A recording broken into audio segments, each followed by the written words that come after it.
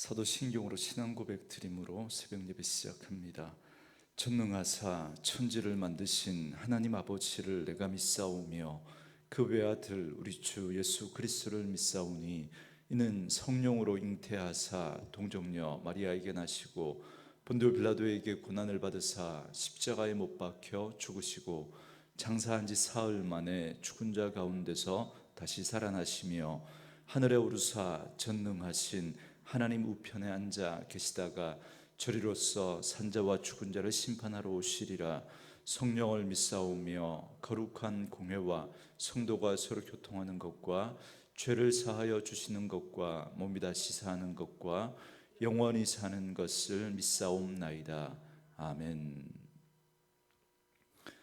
이 아침에 우리에게 주시는 하나님의 말씀은 사무엘하 11장 1절에서 13절 말씀까지입니다. 사무엘하 11장 1절에서 13절 말씀까지. 말씀 찾으셨으면 한 목소리로 같이 읽습니다. 그 해가 돌아와 왕들이 출전할 때가 되매 다윗이 요압과 그에게 있는 그의 부하들과 온 이스라엘 군대를 보내니 그들이 암몬 자손을 멸하고 랍바를 에워쌌고 다윗은 예루살렘에 그대로 있더라. 저녁 때에 다윗이 그의 침상에서 일어나 왕궁 옥상에서 거닐다가 그곳에서 보니 한 여인이 목욕을 하는데 심히 아름다워 보이는지라. 다윗이 사람을 보내 그 여인을 알아보게 하였더니 그가 아뢰되 그는 엘리암의 딸이요 헷 사람 우리아의 아내 밧세바가 아니니이까 하니 다윗이 전령을 보내어 그 여자를 자기에게로 데려오게 하고 그 여자가 그 부정함을 깨끗하게 하였으므로 더불어 동침하매 그 여자가 자기 집으로 돌아가니라. 그 여인이 임신함에 사람을 보내 다윗에게 말하여 이르되 내가 임신하였나이다 하니라. 다윗이 요압에게 기별하여 헷사람 우리아를 내게 보내라 하매 요압이 우리아를 다윗에게로 보내니 우리아가 다윗에게 이르매 다윗이 요압의 안부와 군사의 안부와 싸움이 어떠했는지를 묻고 그가 또 우리아에게 이르되 네 집으로 내려가서 발을 씻으라 하니 우리아가 왕궁에서 나가매 왕의 음식물이 뒤따라 가니라. 그러나 우리아는 집으로 내려가지 아니하고 왕궁 문에서 그의 주의 모든 부하들과 더불어 잔지라. 어떤 사람이 다윗에게 아뢰되 우리아가 그의 집으로 내려가지 아니하였나이다. 다윗이 우리아에게 이르되 네가 길 갔다가 돌아온 것이 아니냐 어찌하여 네 집으로 내려가지 아니하였느냐 하니 우리아가 다윗에게 아뢰되 언약궤와 이스라엘과 유다가 야영 중에 있고 내 주 요압과 내 왕의 부하들이 바깥 들에 진치고 있거늘 내가 어찌 내 집으로 가서 먹고 마시고 내 처와 같이 자리이까. 내가 이 일을 행하지 아니하기로 왕의 살아계심과 왕의 혼의 살아계심을 두고 맹세하나이다 하니라. 다윗이 우리아에게 이르되 오늘도 여기 있으라. 내일은 내가 너를 보내리라. 우리아가 그날에 예루살렘에 머무니라. 이튿날 다윗이 그를 불러서 그로 그의 앞에서 먹고 마시고 취하게 하니 저녁 때에 그가 나가서 그의 주의 부하들과 더불어 침상에 눕고 그의 집으로 내려가지 아니하니라. 아멘. 오늘은 함께 읽으신 사무엘하 11장 1절에서 13절 말씀을 중심으로 권력에 취한 다윗이라는 제목의 말씀으로 잠시 은혜를 나누겠습니다. 사무엘하는 크게 세 부분으로 나누어집니다. 지금까지 살펴봤던 1장부터 10장까지는 사무엘하 일부로서 사울이 죽은 후 다윗이 온 이스라엘의 왕이 되는 과정과 이제 바야흐로 정치, 외교, 경제, 종교 그리고 정복 전쟁에 이르기까지 왕으로서 이룬 성공적인 업적에 대해서 말씀해 주고 있습니다. 그리고 이제 11장부터 20장까지가 사무엘하 2부에 해당하는 말씀인데요. 여기서는 1부와는 대조적으로 다윗의 범죄와 그로 인한 다윗과 이스라엘의 시련에 대해서 말씀해 줍니다. 그 중에 오늘 본문은 다윗의 가장 대표적인 죄라고 할 수 있는 밧세바를 범한 사건입니다. 어제 말씀에서 다윗은 암몬 아람 연합군을 격파하고 북쪽 아람을 완전히 정벌합니다. 그리고 이어서 다윗은 암몬을 완전히 정복하기 위해서 군대를 출전시킵니다. 그런데 이 전쟁은 다윗의 타락을 위한 소곡처럼 마치 다윗의 범죄는 이미 예정되어져 있었던 겁니다. 본문을 우리가 자세히 살펴보면 다윗이 결코 한순간의 정욕으로 밧세바를 범한 것이 아니다라는 사실을 알 수 있습니다. 오늘 본문은 바로 그 사실을 강조해서 말씀해 주고 있습니다. 1절 말씀해 보시면 그 해가 돌아와 왕들이 출전할 때가 되매 다윗이 요압과 그에게 있는 그의 부하들과 온 이스라엘 군대를 보내니 그들이 암몬 자손을 멸하고 랍바를 애워쌌고 다윗은 예루살렘에 그대로 있더라 그럽니다. 그 해가 돌아왔다라고 하는 이 말은 해가 바뀌어서 겨울 우기가 지나고 건기인 봄이 돌아왔다라는 말입니다. 팔레스타인 지역은 무더운 지역입니다. 여름에는 아예 비가 오지 않고 겨울에 비가 내립니다. 우리에 비하면 턱없이 부족한 그런 강우량이지만 이때가 바로 1년 중에 유일하게 비가 오는 우기입니다. 그리고 겨울 우기가 지나고 봄이 되면 날씨가 건조해지는데 군대의 야영이나 이동이 쉽기 때문에 주로 이때 전쟁이 일어납니다. 그래서 다윗은 요압을 보내 암몬을 공격하게 합니다. 그리고 여기 온 이스라엘 군대를 보냈다라는 말은 그만큼 이 전쟁이 중요한 전쟁이다라는 걸 의미합니다. 그리고 이제 이스라엘은 암몬을 공격하고 물리칩니다. 그래서 암몬군은 후퇴해서 암몬의 수도인 랍바에 들어가 성문을 꽁꽁 걸어 잠근 채 나오지 않고 버티고 있는 그런 상황입니다.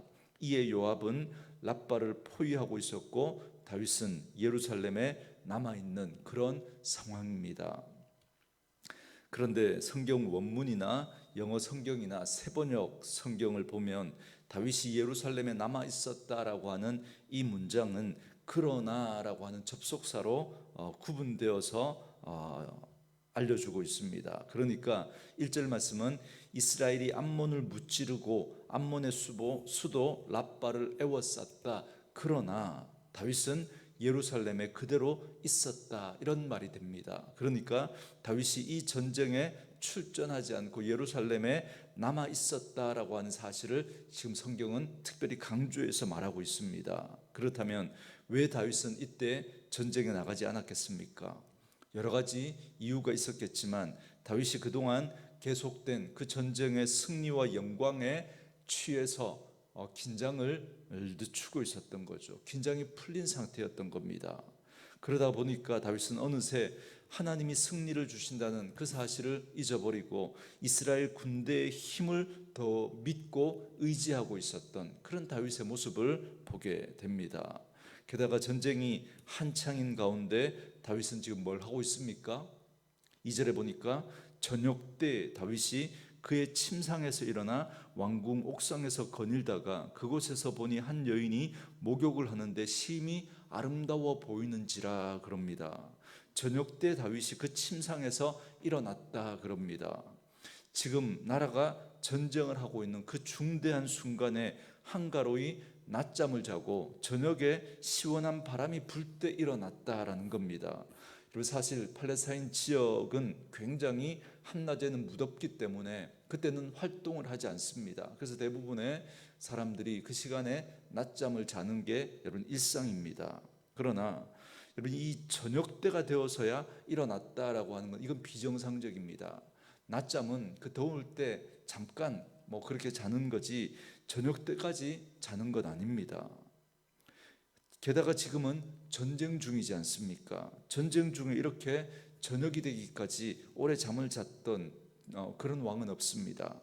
이는 그만큼 다윗이 영적으로 해이해지고 나태해졌던 모습을 잘 드러내고 있는 겁니다. 그래서 이 모습은 영적으로 나태해진 그 다윗의 모습을 보여주고 있고 뿐만 아니라 나라가 부강하고 안정되게 되니까 어느새 다윗의 마음이 교만해졌던, 그래서 그 마음에 교만이 싹트고 있었던 걸 보여주고 있는 겁니다. 그래서 하나님이 이스라엘의 진짜 왕이시다라는 사실을 그는 잊어버리고 그 하나님의 인도하심과 도우심으로 수많은 전쟁에서 승리했다는 사실을 그는 잊어버립니다. 마치 자신의 능력으로 왕이 되고 자신의 힘으로 강력한 그런 국가가 된 것처럼 그는 그렇게 자신의 성공에 자신이 이룬 그 업적에 지금 도취되어 있는 겁니다. 한마디로 하나님의 은혜를 잊어버렸고 하나님을 놓쳐버린 겁니다. 그러니까 어떻게 됩니까? 다시 2절에 보니까 옥상을 거닐다가 한 여인이 목욕하는 것을 보게 됩니다. 여러분, 여인이 목욕하는 걸 본 걸 가지고 이걸 죄라고 말할 수는 없습니다. 이건 의도했던 것도 아니고요, 우연히 그렇게 일어난 일이기 때문에 그렇습니다. 그러나 문제는 다윗이 그 자리를 피하지 않았다라는 겁니다. 본문에는 그 여인이 심히 아름다워 보이는지라 이렇게 말하고 있습니다. 이 말은 단순히 그 여인이 아름다웠다라고 하는 그 표현이 아니라 다윗이 성적인 욕망에 사로잡혀서 그 여인을 바라보고 있는 그걸 지금 말씀해 주고 있는 겁니다. 마치 이런 거죠. 새가 내 머리 위로 날아다니는 건 어쩔 수 없습니다.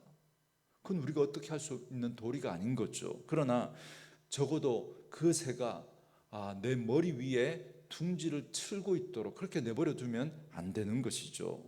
다윗은 어느 날 한 여인이 목욕하는 걸 본 건 마치 하늘 위로 새가 날아다니는 것과 같은 그런 일이라고 할 수 있습니다. 그러나 다윗은 그 자리를 피하지 않고 쳐다보게 됩니다. 그리고 그 생각에 머물게 되고, 그래서 그 생각이 음욕으로 나아가게 됩니다. 그러니까 그 자기 머리 위로 날아가는 그 새가 이제는 자기 머리 위에 둥지를 틀도록 내버려 뒀던 겁니다. 그래서 여러분, 음욕을 품게 된 거죠. 이때부터 죄가 시작됩니다. 그래서 우리는 날마다 깨어있지 않고 우리의 영혼이 나태해지면 우리는 한순간에, 여러분, 우리는 그런 유혹에 우리도 얼마든지 빠질 수 있다는 사실을 꼭 기억해야 합니다. 그래서 그렇게 하나님을 사랑하고 하나님이 기뻐했던, 하나님의 마음에 합한 사람이라고 했던 그 다윗도 그렇게 한순간에 넘어지고 말았던 겁니다. 다윗은 그 여인이 자신의 충신인 우리아의 아내임을 알았습니다. 뿐만 아니라 이 여인은 자신의 신복이었던 아히도벨의 손녀딸입니다. 그러나 이미 정욕에 눈이 멀었던 다윗에게 그런 게 보일 리가 없습니다. 안중에도 없었던 거죠. 훗날 다윗의 아들 압살롬이 반역했을 때, 그때 자신의 신복이었던 아히도벨이 여러분 그 압살롬의 편에 서지 않습니까? 다윗을 배반하고. 여러분, 아마 그렇게 된 이유 가운데 하나는 이때 다윗이 범죄한 이 죄와 무관하지 않았을 겁니다. 여러분, 평상시에 다윗 같았으면 아마도 이렇게 행동하지 않았을 겁니다. 그러나 이미 영적으로 나태해지고 교만에 빠졌던 이 다윗은 그 마음을 돌이키지 못합니다. 이미 그 머리에 새가 둥지를 틀고 안 있으니까 그 생각에, 음욕에 사로잡혀 버리고 맙니다. 이제 그 생각을 이제는 행동으로 결국 옮기게 됩니다. 그래서 결국 바세바를 궁으로 또 불러들이고 그녀와 동침하게 됩니다. 그리고 그녀는 임신을 하게 됩니다. 참으로 안타까운 일이죠. 그러나 이제라도 돌이켰으면 얼마나 좋았겠습니까? 그러나 이미 죄에 빠져버린 다윗은 그 죄를 숨기기 위해서 머리를 최대한 굴리기 시작합니다. 그래서 자신의 죄를 은폐하고자 묘안을 짜내는데, 이처럼 다윗의 모습을 보면 죄가 죄를 낳게 되는 모습을 보게 됩니다. 작은 죄로부터 시작했다가 이제는 그 죄가 걷잡을 수 없는 모습으로 점점 더 커지고 있는 모습을 보게 됩니다. 그래서 다윗이 그 죄를 숨기기 위해서 어떻게 합니까? 충직한 우리아가 지금 목숨을 걸고 전쟁에서 싸우고 있는데, 자기 혼자만 집에 편히 그 전쟁에 싸우고 있는 그 우리아를 불러들입니다. 그리고 휴가를 준 거죠. 그래서 이제 집에서 가라고 돌려보내는데, 그런데 이 우리아는 자신의 동료들이 그렇게 싸워 전쟁 중에 있는데 자기 혼자만 집에서 편히 쉴 수 없다고 하면서 집으로 가지 않고 왕궁의 문을 지키는 군사들과 함께 잠을 잡니다. 첫 번째 작전이 실패로 돌아간 거죠. 우리아가 밧세바와 그렇게 집에 돌아가서 통침하면 자기의 죄를 숨길 수 있을 거라고 생각했던 거죠. 이 첫 번째 작전이 실패한 다윗은 이제 두 번째 작전에 돌입합니다. 이제 우리아에게 술을 잔뜩 먹여서 집으로 가게 합니다. 그러나 충성스러운 우리아의 마음을 이기지 못합니다. 그날 밤도 우리아는 자기 집에 들어가지 않습니다. 그러자 결국 다윗은 가장 사악하고 악랄한 범죄를 계획하게 됩니다. 여기에 대한 이야기는 내일 본문입니다. 오늘 말씀은 점점 더 죄에 깊이 빠져들고 있는 다윗의 모습을 보여주고 있습니다. 여러분, 우리는 오늘 말씀에서 하나님의 마음에 합한 사람이라고 불렀던 다윗의 범죄를 통해서 몇 가지 중요한 사실을 알 수 있습니다. 첫 번째로 인간 중에 아무리 완전한 그런 의인이라고 할지라도 여러분, 아무도 죄를 짓지 않을 수 있는 사람은 없습니다. 결국 의인은 없는 거죠. 우리가 보기에는 의인처럼 보일지라도 여러분, 어떤 사람도 여러분, 죄로부터 자유로울 수 있는 사람은 없다라는 사실입니다. 하나님의 마음에 합했다고 하는 그 다윗도, 정말 순전한 믿음의 사람이었다고 했던 그 다윗도 죄에서 자유로울 수 없었던 사람이었다는 걸 보면서 아무도 죄로부터 자유로울 수 있는 사람은 없다라는 사실을 말씀해 줍니다. 그리고 두 번째로, 그러므로 죄에 대해서 우리는 한순간도 방심해서는 안 된다는 겁니다.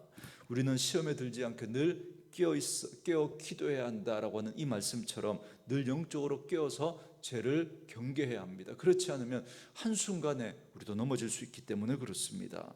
그리고 세 번째로, 죄는 더 점점 확장되고 점점 더 파괴적인 모습으로 이렇게 커진다는 사실을 보여주고 있습니다.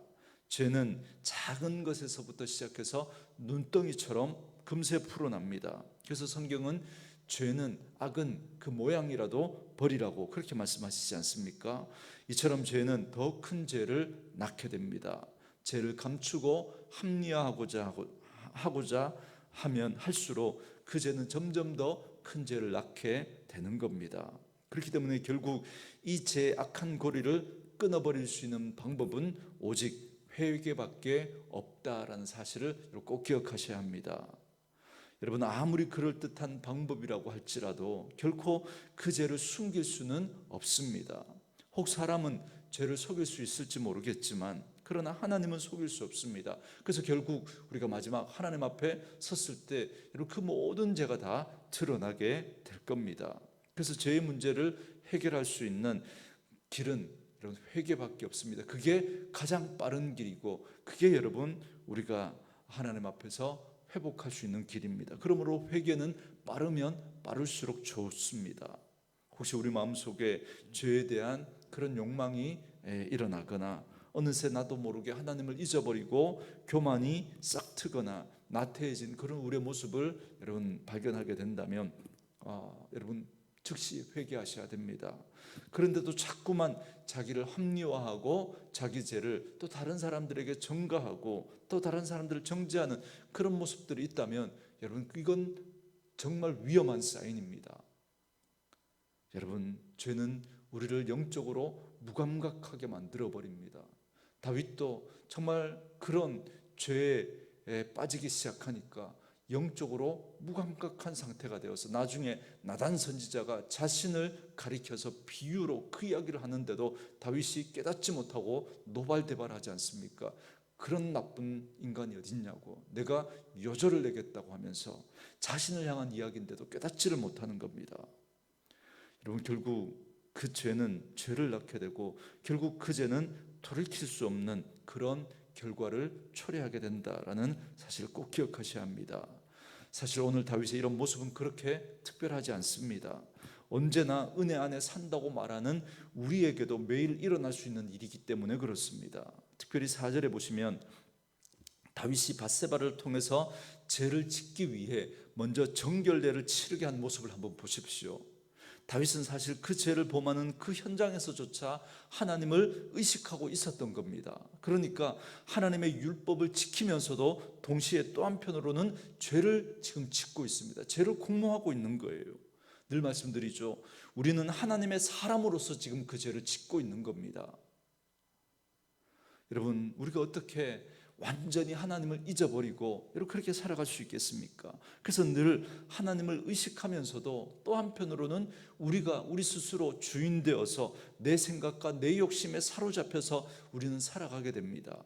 그렇기 때문에 우리에게 그렇게 살지 말자, 여러분 그렇게 결단하는 건 늘 공허할 수 있습니다. 그렇게 결단하지만 그러나 그렇게 살 수 없는 우리의 모습을 보기 때문에 그렇습니다. 어쩌면 그렇게 살지 못하는, 아니 그렇게 살 수 없는 사람에게 그렇게 살라고 말하는 건 여러분 어쩌면 잔인한 이야기일 수 있습니다. 어쩌면 자기 스스로에게 그렇게 살지 말자 그렇게 이야기하는 건 여러분 자학일 수도 있습니다. 그래서 주님은 우리에게 예수님을 바라볼 것을 요구합니다. 우리의 결단과 우리의 의지와 우리의 어떤 그 남다른 그런 실천력, 그런 행동력, 이런 것들이 우리를 바꾸어내는 게 아닙니다. 여러분, 우리의 연약함을 우리 인정해야 합니다. 우리 한계를 인정해야 되는 거죠. 그렇게 살고 싶지 않지만 그렇게 살지 못하는 그런 우리 한계를 인정해야 됩니다. 그렇기 때문에 우리는 주님을 바라보고 주님을 붙들어야 하는 겁니다. 마치 광야에서 범죄한 이스라엘에게 살기 위해서 장대에 높이 달린 그 놋뱀을 바라보게 하신 것처럼 오늘도 우리는 그 죄로부터 자유로울 수 없는 그런 우리들이기에 우리는 다시 그 주님을 바라보아야 합니다. 그렇기 때문에 하나님의 백성으로서 우리가 하나님의 백성답게 사는 일은 오직 주님만 바라보는 겁니다. 날마다 죄를 짓는, 죄로부터 자유로울 수 없는 그런 우리의 모습, 우리의 한계를 발견할 때마다 그런 우리 죄 때문에 십자가에 못 박혀 돌아가신 그 주님을 바라보아야 합니다. 그리고 그 죄를 은폐하고 숨기려고 발버둥 치는 그런 모든 시도들을 다 내려놓고 오직 주님 앞에서 그 죄를 회개하고 다시 그 주님을 붙드는 수밖에 없는 것입니다. 여러분, 이것이 신앙입니다. 다윗도 이렇게 무너졌다면 여러분 우리는 어떻겠습니까? 그러니 하나님 앞에서 나는 주님이 아니고는 아무것도 아닙니다 라고 하는 이 고백이 날마다 고백되어져야 합니다. 그러면서 날마다 그 주님 바라보고 그 주님 붙들고 살아가는 저와 여러분 되어줄 수 있기를 주님의 이름으로 축원합니다. 주신 말씀 묵상하시면서 이 찬양 함께 들으시며 기도하는 시간 갖겠습니다.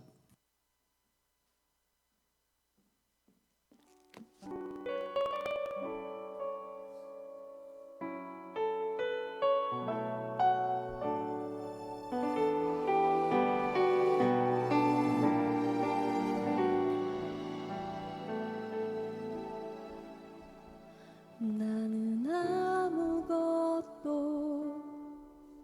아닙니다.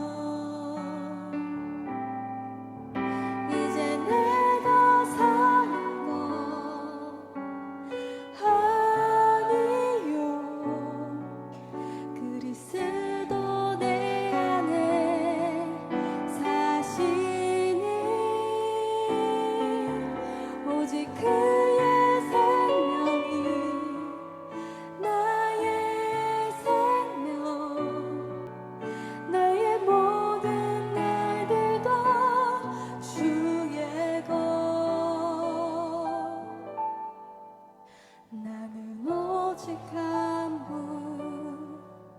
바랍니다. 나의 아버지, 나의 구원, 나의 주. 우리 같이 고백하겠습니다. 나는 아무것도 아닙니다.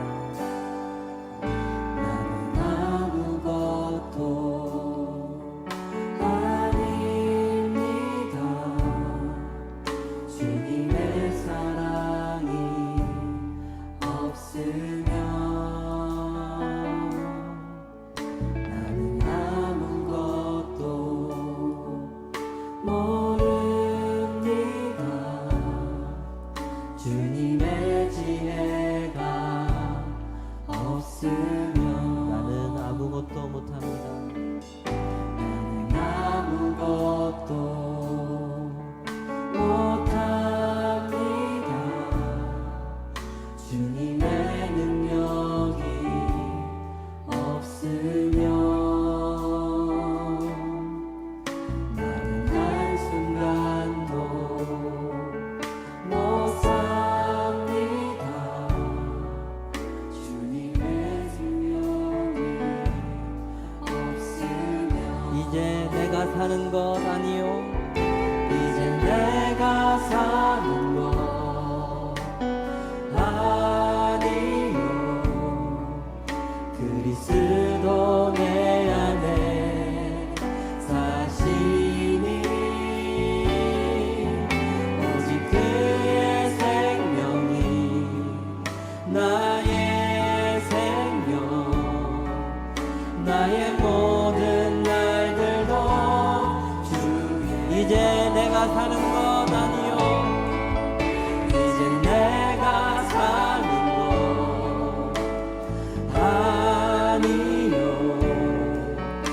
그리스도 내 안에 사시니 오직 그의 생명이 나의 생명, 나의 모든 날들도 주의 것. 나는 오직 한 분 바랍니다.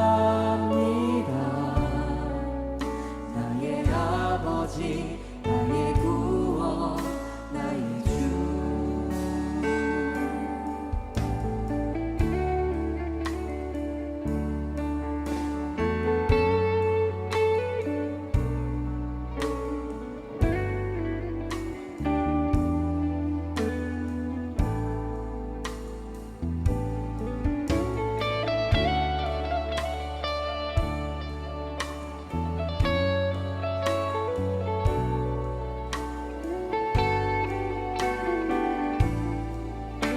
이제 내가 사는 것 아니요. 이제 내가 사는 것 아니요. 그리스도 내 안에 사시니 오직 그의 생명이 나의 생명, 나의 모든 날들도 주의